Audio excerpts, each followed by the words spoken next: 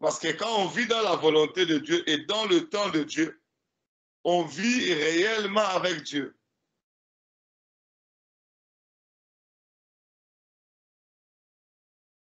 Et la Bible dit, avec Dieu, nous ferons des exploits et nous écraserons nos ennemis. Hier, nous avions parlé de la volonté de Dieu, ce que Dieu veut pour nous. Je vis dans tous les domaines de ma vie conformément à ce que lui, il veut. Et il y a deux choses également que le diable combat beaucoup dans la vie d'un enfant de Dieu, dans le ministère d'un enfant de Dieu, dans le foyer d'un enfant de Dieu. Il combat la volonté, il combat également. Amen, amen. Le diable combat ces deux choses, la volonté et le temps de Dieu dans la vie d'une personne. Si le diable trouve que tu as bien maîtrisé la volonté de Dieu, il va s'arranger pour t'attaquer par rapport au temps de Dieu. Hier, nous avions parlé du vieux prophète et du jeune prophète. Le jeune prophète qui avait compris la volonté de Dieu, il est venu dans la volonté de Dieu. Il a prophétisé dans la volonté de Dieu. Il a opéré des miracles dans la volonté de Dieu. Il est parti sur son chemin retour dans la volonté de Dieu. Mais le diable est entré dans la vie du vieux prophète. Et le vieux prophète est venu pour enlever le jeune prophète dans la volonté de Dieu. Nous avions dit hier qu'il y a trois sortes de volontés. Il y a la volonté d'homme, il y a la volonté de Dieu, il y a également la volonté du diable. Tout ce que nous faisons sur la terre, nous tournons autour de ces trois volontés. Tu vois quelqu'un se marier, quelqu'un commencer les affaires, quelqu'un commencer le travail, quelqu'un commencer une église même une église. Ça peut être dans la volonté de l'homme, dans la volonté de Dieu, tout comme dans la volonté du diable. Quelqu'un décider même d'aller prier dans une église. C'est très important ce que je suis en train de vous dire.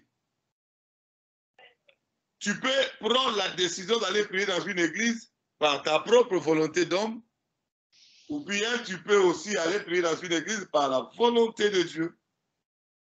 Tu peux également aller prier dans une église par la volonté du diable. J'ai déjà vu une sœur sorcière dans la sorcellerie. Elle a commencé à prier dans une église. Suivez le témoignage. Quand elle a commencé à prier dans cette église, avec tous les sorciers qui sont venus ensemble avec elle, ils ont manipulé cette église-là. Ils ont ensorcelé l'église. Ils ont commencé à contrôler l'église. Et suivez-moi très bien le témoignage. Alors, c'était maintenant, elle est devenue une sœur qui gagnait les âmes. Non, il faut, ces derniers temps, le Seigneur Jésus-Christ revient, si tu ne pries pas, vraiment tu risques de rater l'enlèvement. Nous prions dans tel endroit, il vous évangélise, il vous parle de Dieu, il faut prier. Alors qu'il vous amène dans un endroit où elle sait que cette église-là n'est plus dans la volonté de Dieu. Est-ce que vous comprenez? Une église qu'ils ont contrôlée dans la sorcellerie, ils ont emprisonné cela et toute personne qui vient dans cette église-là rentre de la prison. Vous verrez vraiment les sorciers en train d'évangéliser avec zèle.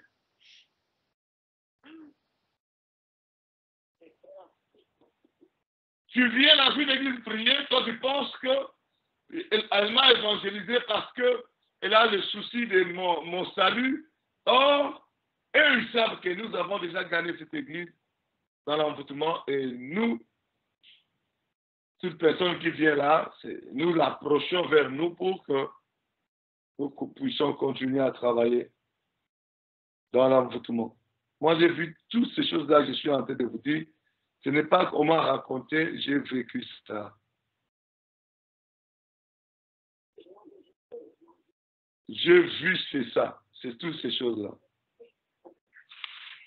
Dans tout ce que nous faisons sur la terre, je le dis et je le répète encore, ça peut être la volonté de Dieu, ça peut être la volonté d'homme, ça peut également être la volonté du diable.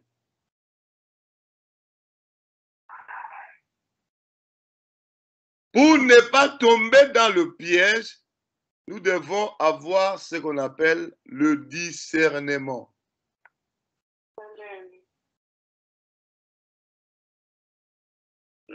Nous devons prier que Dieu nous donne le discernement. Nous devons prier que Dieu nous ouvre la capacité à comprendre sa volonté. Parce que tout ce qu'on propose, tout ce que les gens nous proposent, on peut venir te proposer quelque chose. Dans ce qu'on te propose là, ça peut être la volonté d'homme, la volonté de Dieu ou la volonté de Dieu. Tout ce qu'on nous propose. Voilà combien c'est dangereux, combien c'est glissant. Combien c'est dangereux et glissant, parce que même dans ta famille, même dans ta belle famille, même dans ton école, même dans ton travail, même dans ton voisinage, même dans ton église, de frères et sœurs avec qui vous priez, tout ce qu'il nous propose, ça peut être volonté de Dieu, ça peut être volonté d'homme, ça peut aussi être volonté du diable. Est-ce que vous comprenez ça? C'est à nous de discerner. Vous savez, une fois, il y a dans la Bible, on l'appelle, comment on l'appelle? Néhémie. Néhémie avait le souci de reconstruire le muraille de Dieu, muraille de Jérusalem, de la ville de Dieu. Il a prié, jeûné et finalement Dieu a fait grâce. On lui a donné de quoi reconstruire la muraille. Il est allé jusqu'à Jérusalem. Il a commencé le travail. C'était dans quelle volonté ça? C'était quelle volonté? Ouais. C'était la volonté de Dieu. Mais au même moment qu'il voulait reconstruire la muraille de Jérusalem, il y a eu des gens qui se sont levés. On les appelle Tobija, Sambala, et il y avait un arabe là qu'on appelle c'est-à-dire, ils se sont levés pour empêcher à ce que la muraille soit reconstruite. Et ce qu'ils faisaient là, c'était la volonté de Dieu. Oh, est-ce que vous me suivez? Ce que Tobija, Sambala et les autres faisaient, c'était la volonté de qui? Du diable. Bien sûr, la volonté du diable. Et un moment est venu où les gens là qui étaient dans la volonté du diable ont engagé même tout un prophète pour prophétiser. Ils ont dit à Néhémie de venir au temple.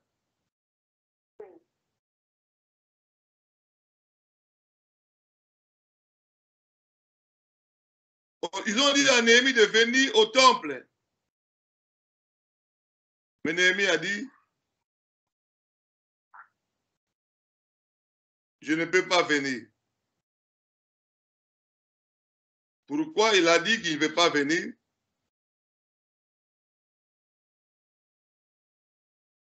Parce qu'il avait le discernement.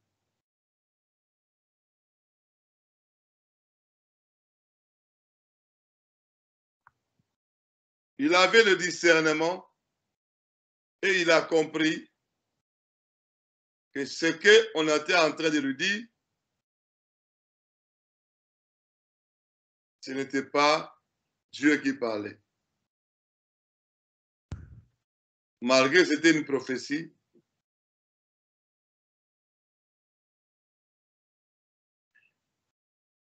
mais il a vite compris que ce n'était pas Dieu qui parlait.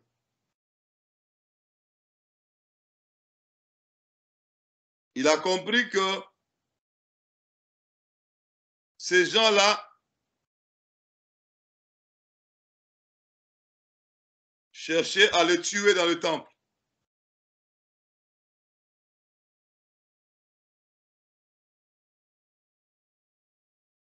C'est dans Néhémie chapitre 6.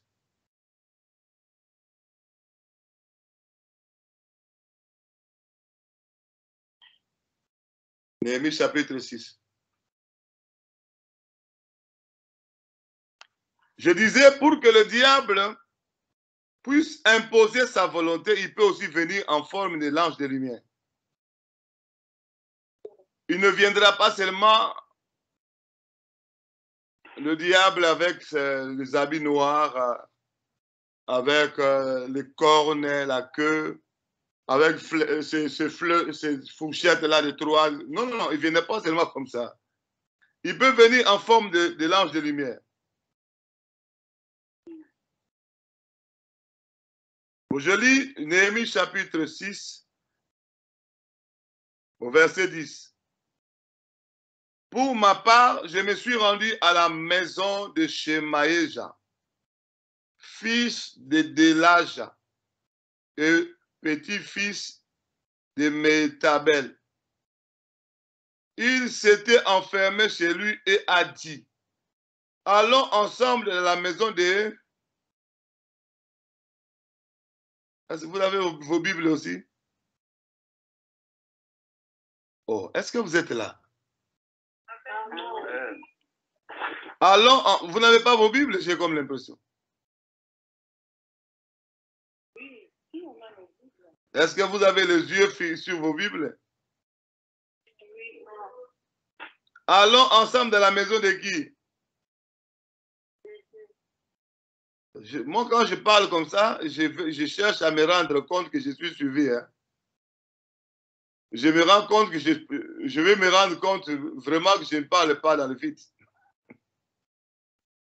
Allons ensemble dans la maison de Dieu, à l'intérieur du sanctuaire, et fermons les portes derrière nous, car on va venir pour te tuer. Et c'est pendant la nuit qu'on viendra pour cela. Verset 11. J'ai répondu, un gouverneur comme moi prendre la fuite. Du reste, comment un laïc tel que moi pourrait-il entrer dans le sanctuaire et rester en vie? Je n'y entrerai pas.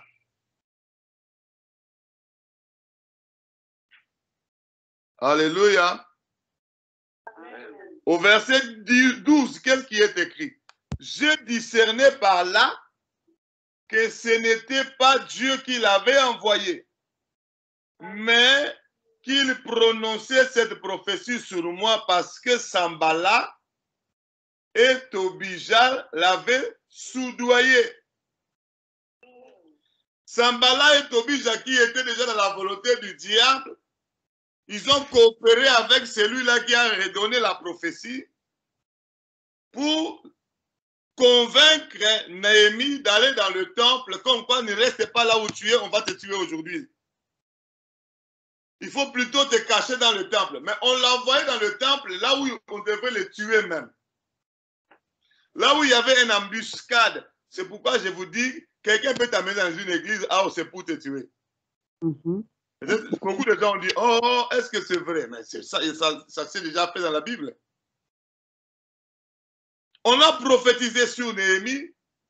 La prophétie l'a envoyé dans le temple, la maison de Dieu. Or, c'est dans la maison de Dieu qu'il y avait des assassins pour le tuer. Il a fait quoi? La Bible dit, j'ai discerné. Des fois, quand nous prions, nous demandons beaucoup à Dieu, donne-moi l'onction, donne-moi la puissance, donne-moi les dons de miracles, de guérison, de l'onction pour surtout les dons de révélation. Que quand je ferme les yeux, je vois tout ce qui est dans la poche de quelqu'un. Quand je ferme les yeux, je écoute la voix de Dieu, les oracles. Nous aimons souvent les dons comme ça. Mais c'est difficile de voir quelqu'un prier, Dieu, donne-moi le don du discernement. Or, dans le temps de la fin, c'est le temps de la séduction.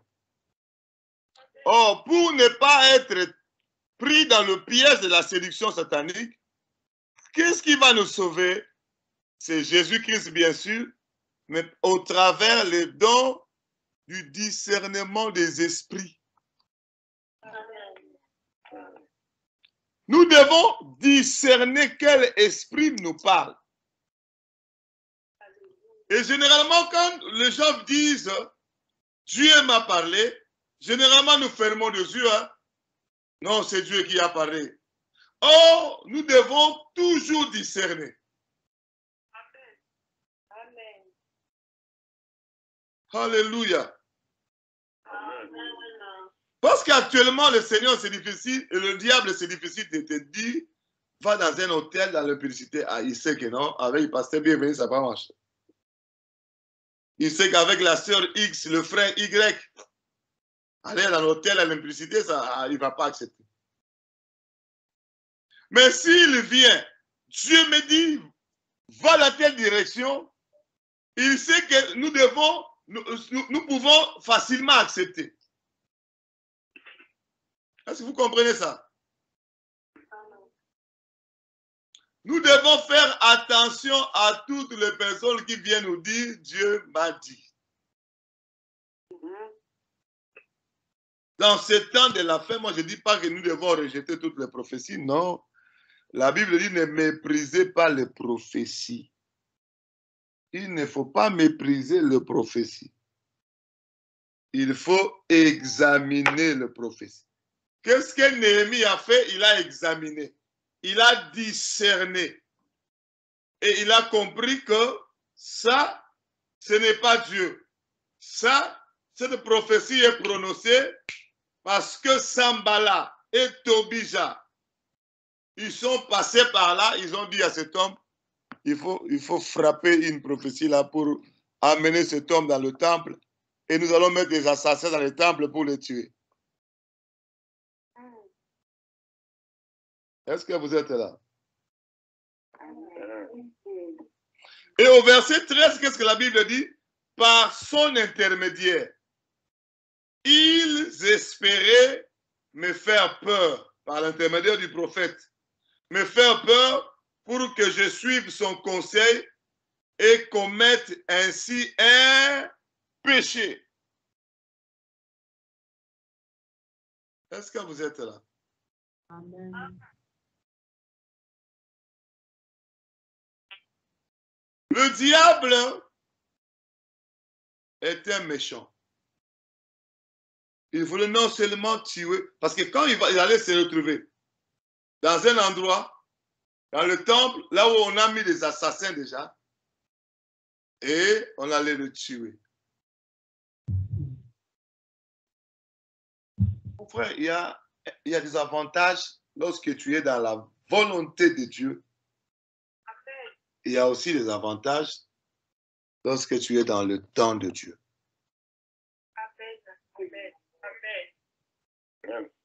Si tu comprends déjà la volonté de Dieu et que tu saisis la volonté de Dieu, il faut également saisir les temps de Dieu. Parce que la Bible dit Dieu fait toutes choses bonnes en son temps. Lorsque tu saisis la volonté de Dieu, il faut également saisir le temps de Dieu.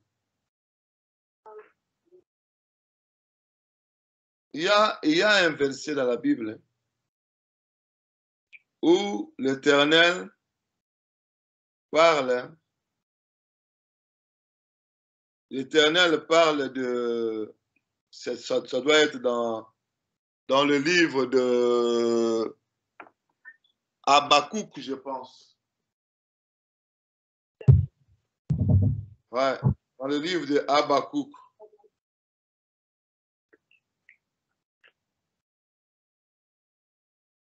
Dans le livre de Habakkuk, chapitre 2. C'est un verset que beaucoup de gens connaissent. Habakkuk, chapitre 2. Verset 3. Qu'est-ce que la Bible dit? Car c'est une prophétie dont le temps est déjà fixé. Donc Dieu donne une prophétie et il fixe aussi un temps. Et il dit à Habakkuk, cette prophétie-là que je te donne, c'est une prophétie dont le temps est déjà fixé. La prophétie de Dieu est toujours accompagnée du temps de Dieu. Lorsque je reçois la prophétie de Dieu, je dois faire un effort de comprendre en quel temps. Quand je reçois la prophétie de Dieu, il me recommande de faire quelque chose ou d'aller quelque part. Moi, je vous parle de ces choses parce que j'ai vécu ça. Ça fait plus de 25 ans que je marche dans la volonté, dans le temps de Dieu. Plus de 25 ans. Mais je vous ai donné mon témoignage. Après plus de 25 ans, j'ai compris la volonté de Dieu, qu'il fallait que je rentre en Afrique, mais je n'ai pas saisi le temps.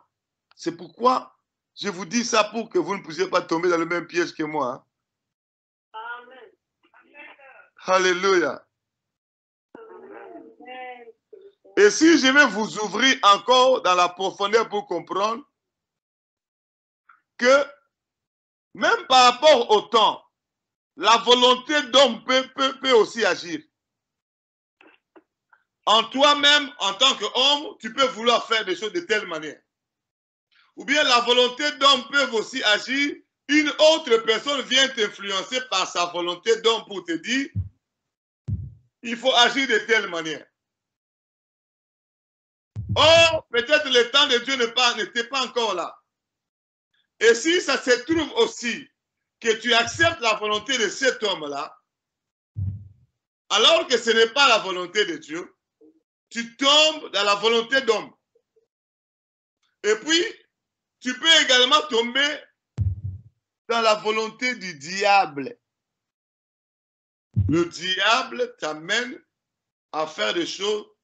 Non, quand tu fais les choses non pas dans le temps de Dieu, ça peut être dans le temps de l'homme, ça peut aussi être dans le temps du diable. Avant le temps de Dieu, c'est mauvais. Et après le temps de Dieu aussi, c'est mauvais. Il faut que ça soit dans son temps. Lorsque tu es dans le temps de Dieu, personne ne peut te stopper. Personne ne peut t'arrêter. Parce que quand on est dans le temps de Dieu, on est réellement avec Dieu. Et quand on avance, il y a des portes qui s'ouvrent. Parce que les portes, il va ouvrir, il va mettre devant toi les portes ouvertes que personne ne peut fermer. Parce que tu ne seras pas seul en train d'aller, mais tu seras avec lui. Et la Bible dit, avec lui, nous ferons des exploits. Et avec lui, nous écraserons nos ennemis. Alléluia. Amen. Lorsque je suis allé au Congo, écoutez encore le témoignage. Moi, je fais plus de 20 ans en Europe.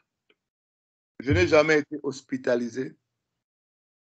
Je n'ai jamais passé une seule nuit dans un lit d'hôpital. J'ai toujours été en bonne santé. Il m'arrive de faire la fièvre une fois, de faire rhume, la toux, des choses comme ça. Mais maladie vraiment clouée, alitée, pendant plus de 20 ans, je n'ai jamais vécu ça. Est-ce que je peux avoir un amen fort pour réveiller celui qui dort? Amen. Amen. Amen.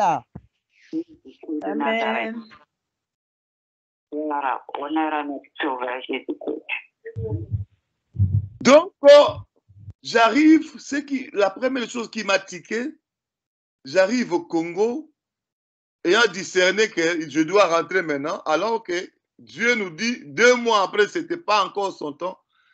J'arrive là-bas, aussitôt arrivé, je tombe malade pendant 14 jours.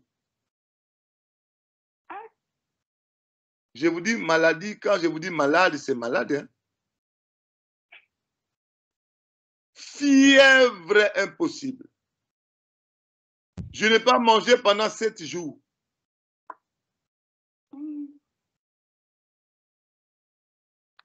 Après, c'était, je vois les esprits de mort. Oh.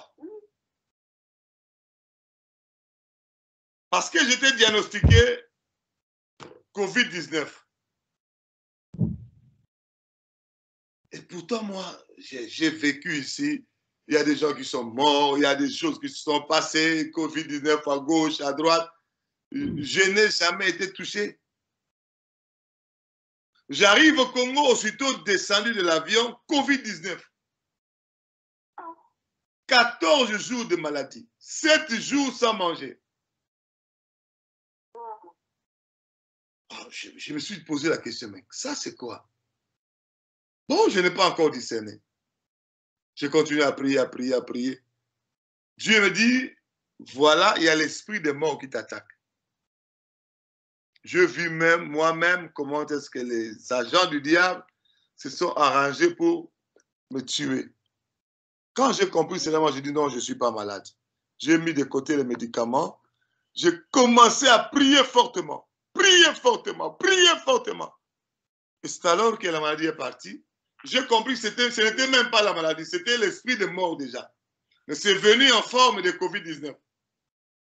Parce que nous sommes passés dans l'avion, à l'escale.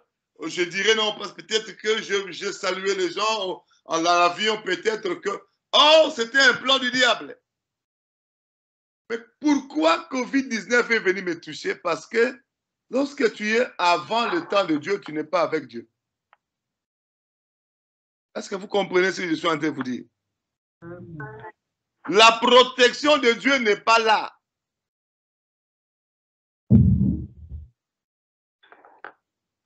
Je ne sais pas si je suis en train d'édifier quelqu'un.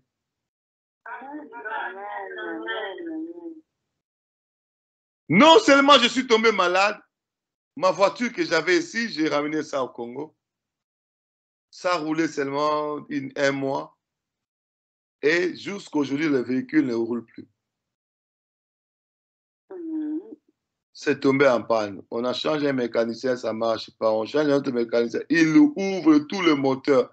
Il referme le moteur, il démarre, ça ne marche pas. Il ouvre encore pour la deuxième fois. Il referme, il démarre, ça marche, ça ne démarre pas. Il ouvre pour la troisième fois. Il referme, il démarre, ça ne démarre pas. Et puis on me dit non, pasteur. Ce moteur, on a ouvert 3 fois comme ça ne démarre pas, ça veut dire que c'est foutu. Et j'ai fait sortir l'argent pour acheter un autre moteur, neuf. On a envoyé ça là-bas pour mettre. Celui qui devrait me vendre le moteur, il a bien vu le véhicule en photo, en vidéo, des papiers de véhicule en Belgique ici. Le véhicule, c'était Citroën C8. Lui, il m'envoie en Afrique le moteur Citroën C5. Est-ce que vous m'entendez?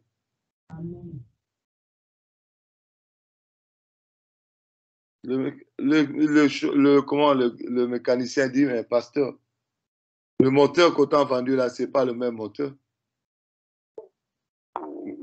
Mais il me l'a vendu en Europe, il a mis dans le bateau, c'est arrivé en Afrique. Comment on va faire encore retourner en bateau le moteur ici en Europe, moteur neuf, 0,000 km.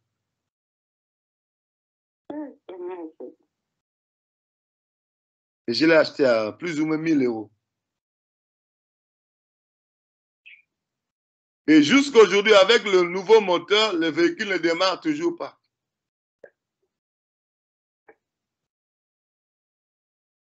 Mon frère, ma soeur, j'ai vécu beaucoup de choses en Afrique et j'ai compris que notre Dieu, nous devons le servir avec crainte et tremblement. tremblement. Amen. Ma femme aussi est tombée malade. Très malade. Mais on ne comprenait pas c'est quoi. On ne comprenait pas c'est quoi.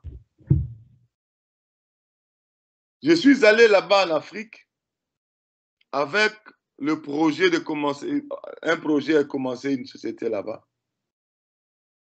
Une société avec des millions. Avec un groupe de gens, on s'était entendu comme ça. Moi, oui, c'est bon. Il fallait seulement signer la signature. Au moment où on allait signer la signature, par les gens qui devraient commencer la société, tout a basculé. Les millions ne sont plus venus. Donc, on était en train de vivre, manger, boire, parce qu'il n'y avait pas seulement un seul véhicule, il y en avait encore deuxième, 4x4. Le deuxième roulait.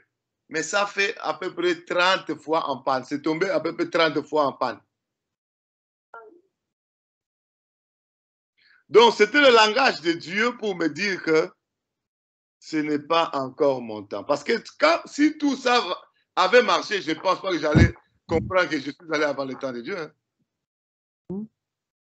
Avec des millions là en main, la société en train de marcher bien, bien, bien. C'est tous ces véhicules en train de marcher bien, bien.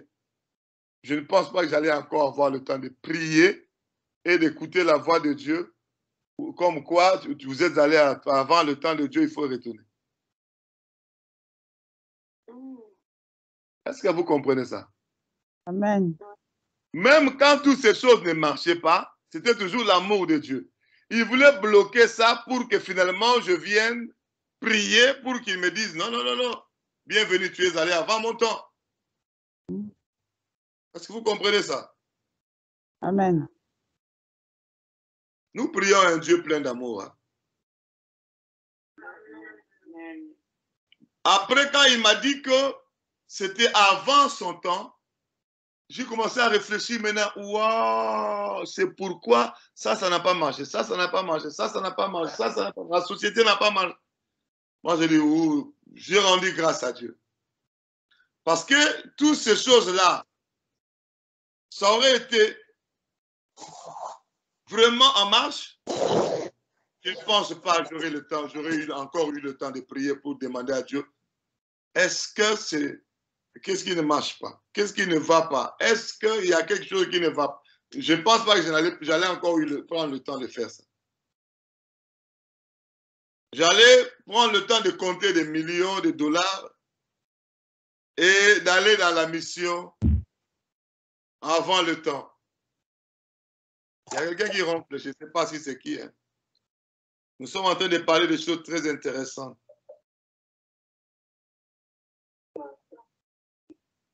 Alléluia. Amen. Ton amen ne réveille pas celui qui dort. Alléluia. Amen. Amen. Pendant tout ce temps, je suis resté en Afrique.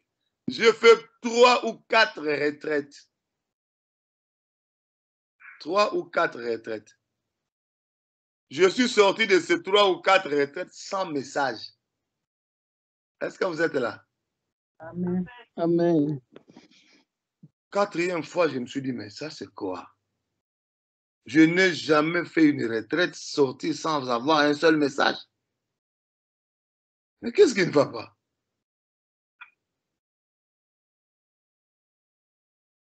Alors, tout ça, c'était l'amour de Dieu. Il dit, si j'ouvre l'entreprise, je laisse l'entreprise s'ouvrir et prospérer, je vais manquer sur mon serviteur. Si je laisse le véhicule rouler normalement, je vais manquer mon serviteur. Si je laisse les prophéties descendre à gauche, à droite, je vais manquer. Il a tout bloqué. Ce n'était même pas le diable, c'est Dieu lui-même. Par son amour, il a fait ça. Par sa miséricorde. Parce qu'il savait qu'un moment viendra où mon fils, mon serviteur, va rentrer, me poser des questions. Et à ce moment-là, je vais lui dire, c'est le problème du temps. Amen. Alléluia. Tel que vous me voyez là, je suis dans la joie. Amen. Je suis dans la joie parce qu'il y a des gens qui sont allés comme ça et qui ne sont plus revenus. Amen. Et surtout que moi, je suis allé avec famille. Il fallait même que je sois seul, mais avec ma famille. Mais c'est terrible, hein? Aujourd'hui, on était en train de parler avec maman Fifi. Et pourtant, nous avons fait plus de 25 ans à marcher dans la parole, dans la volonté et le temps de Dieu. Vous savez, si nous sommes allés, non seulement nous avons compris que c'était la volonté de Dieu que nous soyons en Afrique, mais par rapport au temps, si nous avons mal discerné, ce n'est pas seulement venu de nous, c'est venu aussi des gens qui ont parlé, à gauche, à droite. Ah bon, puisque Dieu a dit que nous devons rentrer, je pense que nous devons le faire maintenant. Alors, ce n'était pas le temps.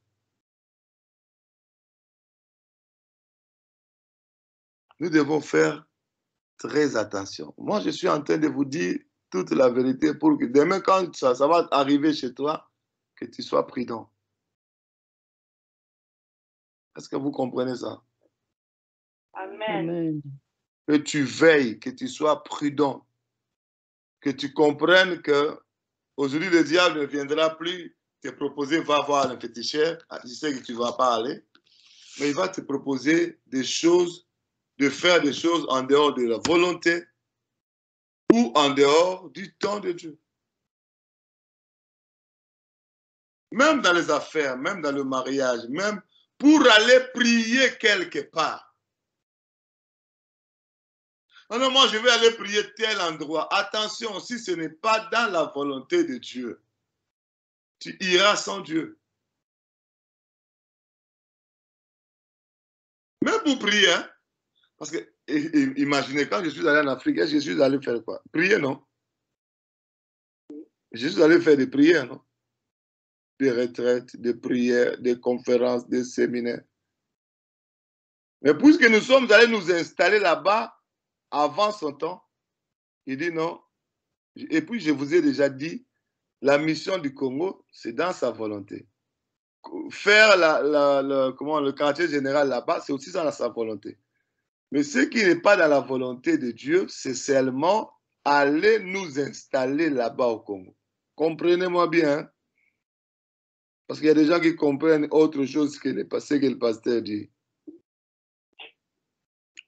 Prendre la famille, s'installer là-bas, c'est ça qui n'était pas dans la volonté.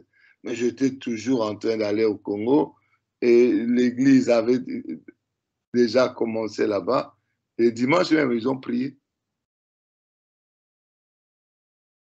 Et le quartier général, ça continue. Quoique, beaucoup de gens n'ont pas réagi. Même les gens qui ont dit on va le faire, quand le pasteur est parti, ils ont oublié de le faire. J'ai eu la réaction de 2 ou 3 personnes qui ont fait. Et puis la liste, ce n'était pas seulement 2 ou 3 personnes, il y en avait beaucoup qui avaient dit, nous allons le faire.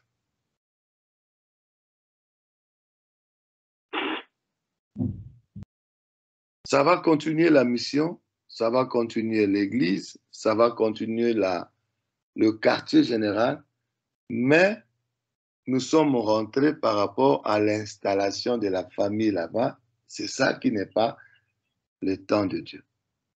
Et les autres, les conférences, tout ce que nous faisons là, ça va continuer. On va continuer à voyager, on va continuer à établir, à bâtir. Alléluia. Amen. Mon frère, ma soeur, lorsqu'on s'engage en dehors du temps de Dieu, on est exposé. On va travailler dans la perte. Le moteur que j'ai envoyé là, jusque-là, ça n'a pas encore démarré. Alléluia. Amen. Amen. Tel que nous sommes là, nous devons faire très attention, comprendre que le diable cherchera à t'amener à faire des choses de Dieu en dehors de sa volonté et en dehors de son temps. S'il n'arrive pas, les hommes aussi peuvent t'amener à travailler dans les affaires de Dieu ou dans les affaires des hommes dans ton foyer en dehors de la volonté et en dehors du temps. Ce que nous devons chercher, c'est la volonté de Dieu. Batailler dans la prière, batailler dans le jeûne pour discerner sa volonté. Même s'il faut prier une fois, tu comprends que sa volonté est ça. Il faut encore prier 2 fois. Pourquoi pas prier 3 fois? Pour que tu sois sûr que tu ne te trompes pas par l'unique fois que tu avais reçu le message de Dieu. Si une autre personne que toi te donne un message, soi-disant venant de Dieu, il faut toujours discerner. C'est-à-dire, je discerne et moi aussi je prie. Seigneur aussi, c'est toi qui as dit ça. Confirme-moi aussi. Même s'il te confirme pour la première fois, prie encore qu'il te confirme pour la 2e fois, pour ne pas tomber dehors de la volonté de Dieu et encore en dehors du temps de Dieu. Même s'il te confirme que c'est sa volonté, tu dois encore chercher à comprendre le temps de Dieu. Je pense que je dois arrêter aujourd'hui par rapport à cette interpellation. Je tenais vraiment à parler de ça pendant ces 2 jours. Et à partir d'aujourd'hui, j'ai encore une prière à faire. Donc, je dois disparaître pendant quelques jours de la ligne pour prier moi-même avec Dieu. Le pasteur Arsène est là. Parce que j'avais dit à Dieu, si je rentre en Europe, il faut que j'aille en prière. Puisque je suis rentré,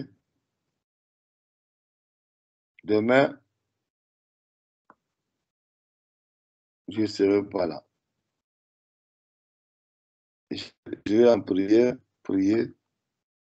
Que quand je vais sortir, là, on commence à faire d'autres séminaires, d'autres enseignements.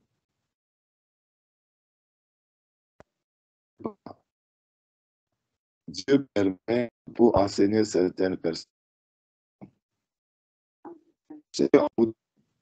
Si vous prenez ça à la légère, vous allez vous retrouver. On ne sait pas, peut-être vous n'allez pas retourner comme moi. Mais la prière de 40 jours.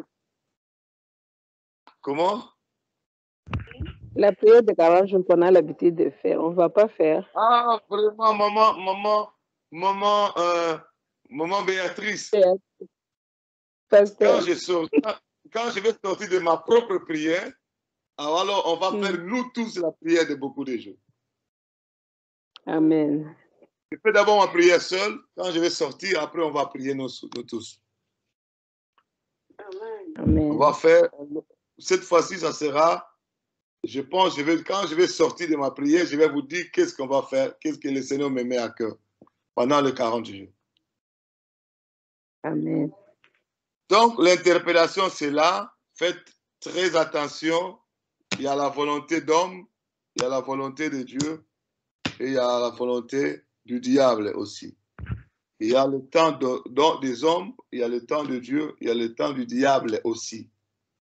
Donc, nous devons toujours chercher le discernement quant à la volonté et au temps de Dieu. Pour que nous soyons là. Parce que si nous sommes dans la volonté du temps de Dieu, nous sommes forts, nous sommes protégés, nous sommes inébranlables, nous sommes instoppables, nous sommes tout simplement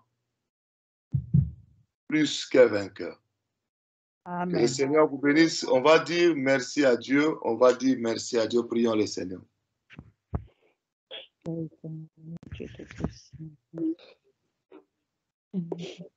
Je vous remercie, oh Père, Papa.